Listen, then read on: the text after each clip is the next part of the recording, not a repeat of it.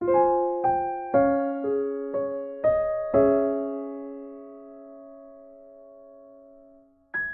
ko na natiligan ang binhi ng iyong pagmamahal. Ayoko nang sapilitan ibuhos ang lahat ng di nadamdam. Ang tangi kong hiling ay mahawakan ang iyong mga kamay at dalirihan.